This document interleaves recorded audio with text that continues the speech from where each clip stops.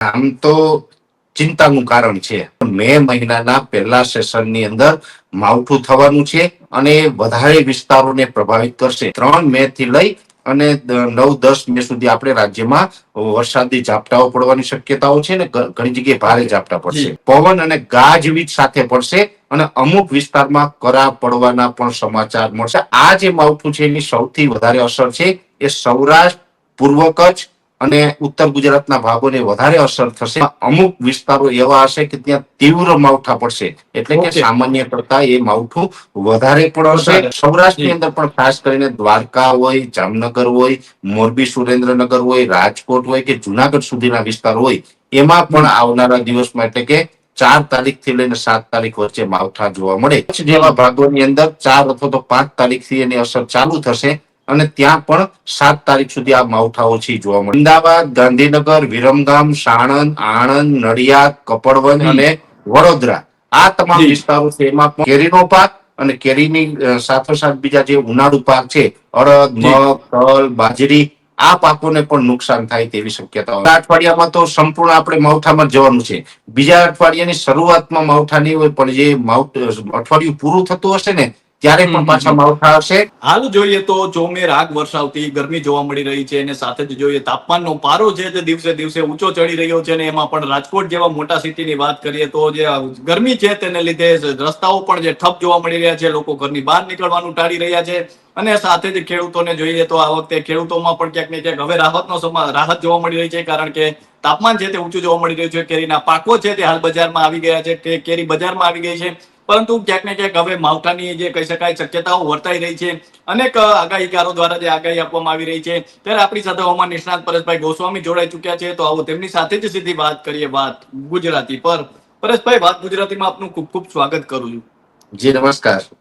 પરેશભાઈ, જોઈએ તો અત્યારે આગ દજાડતી ગરમી જોવા મળી રહી છે, તાપમાન છે તે દિવસે દિવસે ઊંચું જોવા મળી રહ્યું છે અને એમાં પણ ક્યાંક ને ક્યાંક જોઈએ તો અત્યારે ખેડૂતો પણ અત્યારે જે રીતે જોઈએ ચિંતામાં છે, કારણ કે ફરી માવઠાના સમાચાર આવી ગયા છે. દર થોડા દિવસે માવઠાના સમાચાર આવી જાય છે, તો માવઠાના સમાચાર સાચા છે અને જો પરેશભાઈ માવઠું આવશે તો કયા દિવસોમાં આવી શકે છે અને તાપમાન છે તે અત્યારે જોઈએ તો જે હીટવેવ જોવા મળી રહી છે તે તાપમાનનો પારો કેટલો ઊંચો જઈ શકે છે? ચોક્કસથી કૃપાલસિંહભાઈ, જોવા જઈએ તો આપણે ઘણા સમયથી એક અનુમાન લગાવતા હતા. આપણે અનેક વખત એની માહિતી આપી હતી કે એપ્રિલ મહિનાનું છેલ્લું અઠવાડિયું છે એમાં કાયદેસર બજારોમાં કરફ્યુ લાગી જશે, કેમ કે એવો માહોલ આપણે જોવા મળશે. એટલું ઊંચું તાપમાન હશે કે લોકો ઘરની બહાર નહીં નીકળી શકે અને એ જ પ્રકારની પરિસ્થિતિ છે આપણે અત્યારે જોઈ રહ્યા છીએ. એવરેજ તાપમાન જોઈએ તો અત્યારે 43 થી લઈને 45 ડિગ્રી સુધી નોંધાઈ રહ્યું છે અને આ જે અત્યારે જે ગરમીનો માહોલ ચાલી રહ્યો છે, એક પ્રકારે કહી શકાય કે રાજ્યની અંદર ભીષણ ગરમીનો માહોલ છે. રાજ્ય કાયદેસર અગનભઠ્ઠી બની ગયું છે અને હજુ પણ આવનારા 3 દિવસ સુધી આ તાપમાન છે એ સતત ઊંચું જોવા મળશે. હવે આજે તારીખ થઈ છે 29 એપ્રિલ 2025. આવતીકાલે 30 એપ્રિલ, 1 મે અને 2 મે, એમ હજુ પણ આના પછીના જે 3 દિવસ છે, 3 દિવસ દરમિયાન સરેરાશ તાપમાન ઊંચું રહેવાનું છે. હવે આ જે ઊંચા તાપમાનની વાત કરીએ તો એવરેજ 42 થી લઈને 44 ડિગ્રીની રેન્જમાં તાપમાન જોવા મળશે અને આઇસોલેટેડ એરિયાની અંદર 44 પ્લસ થશે. ખાસ જોવાની વાત એ છે કે જે દરિયાઈ કાંઠાના વિસ્તારો છે ગુજરાતના, એમાં તાપમાનમાં રાહત ચોક્કસથી જોવા મળશે, પણ દરિયાઈ કાંઠાના વિસ્તારમાં ગરમી ને બફારો છે એ વધારે હશે. ટેમ્પરેચર નીચું હશે પણ ઉકળાટ વધારે હશે. એ જે દરિયાઈ કાંઠાના વિસ્તારો છે એની સૌપ્રથમ વાત કરવા જઈએ તો જે કચ્છના જે દરિયાઈ કાંઠાના વિસ્તારો છે, જેમાં માંડવી હોય, અબડાસા તાલુકો છે, ત્યાર પછી જે કંડલાથી આગળના જે વિસ્તારો છે પશ્ચિમ તરફના, એ વિસ્તારોની અંદર તાપમાન છે થોડુંક નીચું રહી શકે છે. સૌરાષ્ટ્રના જે દરિયાઈ કાંઠાના ભાગો છે, જેમાં ઓખાથી લઈ અને છેક ભાવનગર સુધીના તમામ દરિયાઈ કાંઠાના ભાગો, એ દરિયાકાંઠાના ભાગોની અંદર તાપમાન એવરેજ 36 થી લઈને 39 ડિગ્રીની રેન્જમાં જોવા મળશે. હવે જે દરિયાઈ કાંઠો એટલે કે કેટલો વિસ્તાર ગણવાનો છે અત્યારે, તો કે દરિયાકાંઠાથી લઈને 35 કિલોમીટર સુધીનો એરિયો હશે. એ એરિયામાં તાપમાન 36 થી 39 એટલે કે 40 ડિગ્રીની નીચે રહેશે. પણ જે દરિયાકાંઠાથી જે 35 કિલોમીટર કરતા વધારે દૂર છે એ તમામ વિસ્તારોની અંદર તાપમાન 40 પ્લસ રહેવાનું છે, એટલે કે 41 અને 42 થી લઈને 44 ડિગ્રીની રેન્જમાં તાપમાન જોવા મળશે. એટલે ઓલ ઓવર ગુજરાતમાં આજનું તાપમાન જોવા મળવાનું છે. એવી જ રીતે જે દક્ષિણ ગુજરાતના વિસ્તારો છે જેમાં સુરત, નવસારી, બારડોલી, બિલીમોરા, ડાંગ અને વલસાડ આ વિસ્તારોની અંદર પણ 40 ડિગ્રી કરતા તાપમાન નીચું રહેશે. પણ એને બાદ કરતા બીજા જે વિસ્તારો છે દક્ષિણ ગુજરાતના, જેમાં રાજપીપળા હોય, જે આપણે ભરૂચ અંકલેશ્વરના વિસ્તારો છે, એ તમામ વિસ્તારોમાં 40+ તાપમાન રહેવાનું છે. એટલે એવરેજ છે એ દરિયાઈ કાંઠાના વિસ્તારોને બાદ કરતા તમામ વિસ્તારોની અંદર તાપમાન હજુ પણ આવનારા 3-4 દિવસ ઊંચું રહેવાનું છે. અને એમાં સૌથી ઊંચું તાપમાન જે આપણે વાત કરી છે કે આઇસોલેટેડ એરિયામાં તાપમાન બહુ ઊંચું જશે, એટલે કે 44+ થઈ શકે છે. જો એના રીઝન વાઇઝ વાત કરવા જઈએ તો સૌ પ્રથમ આપણે 3 સેન્ટર એવા બતાવવાના છે જે આવનારા 3 દિવસ દરમિયાન તમામ રેકોર્ડ તોડી દેશે. બની શકે કે 100 વર્ષના પણ રેકોર્ડ તૂટી શકે છે તાપમાનની અંદર. એ 3 સેન્ટરની અંદર ઈડર, ખેડબ્રહ્મા અને અહેમદાબાદ, આ 3 એવા સેન્ટર છે કે આવનારા 3 દિવસ માટે ત્યાં રેડ એલર્ટની પરિસ્થિતિનું નિર્માણ અત્યારે થયું છે અને ખૂબ ઊંચું તાપમાન 2 તારીખ સુધી ત્યાં જોવા મળવાનું છે. એ સિવાય આ 3 સેન્ટરને બાદ કરતા બીજા જે વિસ્તારો છે જેમ કે ઉત્તર ગુજરાતના, જેમાં પાટણ, મહેસાણાના વિસ્તારો હોય અથવા તો હિંમતનગર છે કે પાલનપુર છે, આ તમામ વિસ્તારોમાં પણ એવરેજ તાપમાન છે 42 થી 44 ડિગ્રીમાં રહેવાનું છે. અને જે મેં આપણે 3 સેન્ટર બતાવી એમાં તો 45 અથવા 45+ થવાનું છે. એટલે ત્યાં થોડું ઊંચું રહેશે. ઉત્તર ગુજરાતના પણ એવરેજ તમામ વિસ્તારોની અંદર તાપમાન ઊંચું જોવા મળશે. કચ્છ જિલ્લો છે તો કચ્છ જિલ્લાના પર લગભગ 4-5 સેન્ટર એવા છે કે ત્યાં તાપમાન વધુ ઊંચું રહેશે. ત્યાં રેડ એલર્ટ આપણે ગણી શકાય આવનારા 3 દિવસ, જેની અંદર ખાસ કરીને રાપર તાલુકો, ભુજ, ભચાઉ, ગાંધીધામ અને કંડલાના ઉત્તર સાઈડના વિસ્તારો છે. આ તમામ વિસ્તારોની અંદર તાપમાન છે ત્યાં ખૂબ ઊંચું રહેવાનું છે. 44+ તાપમાન જોવા મળે આવનારા 3 દિવસ તેવી શક્યતાઓ રહેલી છે. એ સાથે સૌરાષ્ટ્રની વાત કરવા જઈએ તો સૌરાષ્ટ્રના 2 સેન્ટર તો એવા છે કે જેને અત્યારે આપણે આ ભીષણ ગરમીની અંદર ડેન્જર ઝોનમાં મૂકી શકાય. આ બંને સેન્ટર સૌરાષ્ટ્રના છે અમરેલી અને રાજકોટ. અમરેલી, રાજકોટ છે એની અંદર પણ આમ જોવા જઈએ તો છેલ્લા 2-3 દિવસથી ખૂબ ઊંચું તાપમાન નોંધાઈ રહ્યું છે અને હજુ પણ આવનારા 3 દિવસ સુધી આ બંને સેન્ટરોની અંદર તાપમાન છે હજુ પણ ઊંચું જોવા મળશે, જેમાં 44+ તાપમાન જોવા મળી શકે છે. બાકી સૌરાષ્ટ્રના બીજા વિસ્તારો છે કે જ્યાં હજુ પણ આપણે રેડ એલર્ટ ગણી શકાય. આમ જોવા જઈએ તો જે અમરેલી અને રાજકોટ છે એ તો ડેન્જર ઝોનમાં છે, પણ જે રેડ એલર્ટની વાત કરવા જઈએ જેમાં સુરેન્દ્રનગર જિલ્લો, બોટાદ જિલ્લો, અમરેલી જિલ્લો, જુનાગઢ જિલ્લો, રાજકોટ જિલ્લો, આ તમામ વિસ્તારો છે રેડ એલર્ટમાં છે અને રાજકોટ, અમરેલી છે ડેન્જર ઝોનમાં છે. એવી જ રીતે અમદાવાદ, ગાંધીનગર, વિરમગામ, સાણંદ, આણંદ, નડિયાદ, કપડવંજ અને વડોદરા, આ તમામ વિસ્તારો છે એમાં પણ સતત ઊંચું તાપમાન જોવા મળશે અને ત્યાં રેડ એલર્ટ અને ડેન્જર ઝોન જેવી પરિસ્થિતિ છે એ 2 તારીખ સાંજ સુધી જોવા મળી શકે છે. જે મધ્યપ્રદેશ બોર્ડર લાગુ વિસ્તારો હોય જેમાં મહીસાગર છે, દાહોદ, ગોધરા છે, છોટાઉદેપુર જેવા વિસ્તારો છે, એમાં પણ એવરેજ તાપમાન છે ઊંચું જ રહેશે. ત્યાં પણ અમુક વિસ્તારોની અંદર, અમુક ગ્રામ્ય વિસ્તારોની અંદર યલો એલર્ટ અને અમુક વિસ્તારની અંદર રેડ એલર્ટ જેવી પરિસ્થિતિ જોવા મળશે. એટલે ઓલ ઓવર જોવા જઈએ તો 2 તારીખ સુધી આપણે હજુ પણ ભીષણ ગરમીનો સામનો કરવો પડે તેવી હાલ પૂરી શક્યતાઓ કૃપાલસિંહભાઈ અમને દેખાઈ રહી છે. જી પરેશભાઈ, આપણે જોઈએ તો અત્યારે જે રીતે આપણે તાપમાનની વાત કરી, પરંતુ ક્યાંક ને ક્યાંક માવઠાના સમાચાર આવી રહ્યા છે. જગતના તાતના માટે કહી શકાય કે માવઠાના સમાચાર છે તે હંમેશા ચિંતાજનક હોય છે. અત્યારે જોઈએ આપણે કેરી સહિતના પાકો આપણને જોવા મળી રહ્યા છે, તેને નુકસાન થઈ શકે છે. અને એમાં પણ પરેશભાઈ સાથે વાત કરતા હોય ત્યારે ખેડૂતો છે ખૂબ જોતા હોય છે, આપને ખૂબ ચાહતા હોય છે અને ખૂબ કહી શકાય કે આપના દ્વારા જે આગાહી આપવામાં આવતી હોય છે તેને જોતા હોય છે, કારણ કે આપના દ્વારા આપવામાં આવેલી આગાહી હંમેશા ખેડૂતો છે તેમને માનતા હોય છે ને મોટા ભાગની આગાહી છે તે સાચી પડતી હોય છે. તો પરેશભાઈ, ખેડૂતોનો જ સવાલ છે કે આગામી દિવસોમાં શું માવઠાની શક્યતા છે તો કેવો વરસાદ પડશે, શું પાકને કોઈ નુકસાન થશે? તો પરેશભાઈ શું કહેશો? ચોક્કસથી કૃપાલસિંહભાઈ, જોવા જઈએ તો આમ તો હવે મે મહિનો ચાલુ થાય એટલે પ્રી મોન્સૂન એક્ટિવિટી હોય અથવા તો અસ્થિરતાઓને કારણે વરસાદી ઝાપટા પડતા હોય છે. એમાં હજુ પણ જે અત્યારે તો એપ્રિલ મહિનો ચાલી રહ્યો છે, પણ એપ્રિલ મહિનામાં તો હવે 2 દિવસ બાકી છે, આજ અને આવતીકાલ. એપ્રિલ મહિનામાં કોઈ માવઠું નથી, પણ મે મહિનાના પહેલા સેશનની અંદર માવઠું થવાનું છે અને વધારે વિસ્તારોને પ્રભાવિત કરશે. જેવી Okay. રીતે એપ્રિલ મહિનામાં, માર્ચ મહિનામાં જે માવઠા થયા હતા એમાં પણ અમે અનેક વખત આગાહી કરતા હતા કે આમાં માવઠાની શક્યતાઓ છે, પણ એ છૂટા છવાયા વિસ્તારની અમે આગાહી કરતા હતા કે ભાઈ છૂટા છવાયા વિસ્તારમાં પડશે, સામાન્ય ઝાપટા પડશે. પણ આ મે મહિનામાં જે પડવાનું છે એ છૂટા છવાયા વિસ્તારમાં નહીં, એ ઘણા બધા જી. વિસ્તારોને આવરી લેશે. એ વિસ્તાર વાઇઝ પણ આપણે જોવા જઈએ તો એ માવઠું છે સૌ પ્રથમ તો આપણે પડવાની શક્યતાઓ છે એ છે 3 મે થી લઈ અને 10 મે વચ્ચેનો જે સમયગાળો છે આ વચ્ચે. જી. એટલે આમ તો 3 તારીખથી ધીમે ધીમે હવામાનમાં બદલાવ આવવાનું ચાલુ થઈ જશે.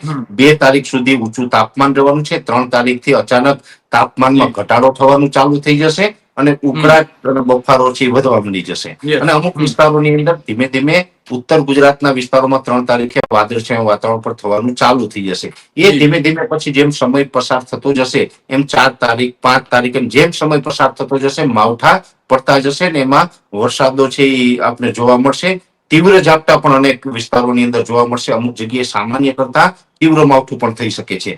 આનું જે મેઇન કારણ છે કે અત્યારે આમ જોવા જઈએ તો અરબ સાગરની અંદર એન્ટી સાયક્લોન છે એ બનેલું છે. એ એન્ટી સાયક્લોન હોય છે એ હંમેશા હાઈ પ્રેશર બનાવતું હોય છે. એની અંદર એન્ટી સાયક્લોનને કારણે લો પ્રેશર ન બને, જી. એને કારણે હાઈ પ્રેશર બને છે. અને એ હાઈ પ્રેશર છે ને એ ભેજવાળા પવનો છે એ પાકિસ્તાન તરફ ધકેલી રહ્યું છે, જેને કારણે પાકિસ્તાનના જે દક્ષિણ ભાગો છે એના ઉપર એક સાયક્લોનિક સર્ક્યુલેશન બની રહ્યું છે. જેવી રીતે જોવા જઈએ તો જો દરિયાની અંદર કોઈ પણ સાયક્લોનિક સર્ક્યુલેશન બને તો એ સાયક્લોનિક સર્ક્યુલેશન છે લો પ્રેશર બનાવતું હોય છે. પણ જો એન્ટી સાયક્લોન બને તો એન્ટી સાયક્લોન છે એ હાઈ પ્રેશર બનાવતું હોય, કેમ કે એન્ટી સાયક્લોનમાં જે હવાઓ છે એ ઘડિયાળની દિશામાં ફરતી હોય છે, જ્યારે સાયક્લોનિક સર્ક્યુલેશનમાં ઘડિયાળની ઉલટી દિશામાં હવાઓ ફરતી હોય છે. એટલે આ એન્ટી સાયક્લોન છે એને કારણે આપણે વરસાદ નથી આવવાનો, પણ એ જે એન્ટી સાયક્લોન છે અરબ સાગરની અંદર એના જે પવનો પાકિસ્તાન ઉપર જઈ રહ્યા છે અરબ સાગરમાંથી, ત્યાં એક સાયક્લોનિક જે આપણે કહેવાય ને કે સાયક્લોનિક સર્ક્યુલેશન એ ત્યાં બની રહ્યું છે એન્ટી સાયક્લોન હિસાબે. અને એ પાકિસ્તાન ઉપર જે દક્ષિણ ભાગોની અંદર જે સાયક્લોનિક સર્ક્યુલેશન બની રહ્યું છે જેની અસરને કારણે ભેજવાળા પવનો છે ગુજરાત ઉપર આવશે. સરફેસ લેવલે એક મોટી અસ્થિરતા બંધાશે અને આ અસ્થિરતાને કારણે 3 મે થી લઈ અને 9-10 મે સુધી આપણે રાજ્યમાં વરસાદી ઝાપટાઓ પડવાની શક્યતાઓ છે ને ઘણી જગ્યાએ ભારે ઝાપટા પડશે. જેમાં ખાસ કરીને ઉત્તર ગુજરાતથી આની માવઠાઓની શરૂઆત થશે, જેમાં વાવ, થરાદ, હિંમત અને સાબરકાંઠાના અમુક ભાગો હોય, બનાસકાંઠાના ભાગો છે, પાટણ મહેસાણાના ભાગો છે, આ તમામ ભાગોની અંદર માવઠું થવાનું છે. એટલે મોટા ભાગના ઉત્તર ગુજરાતના ભાગોને આવરી લેશે.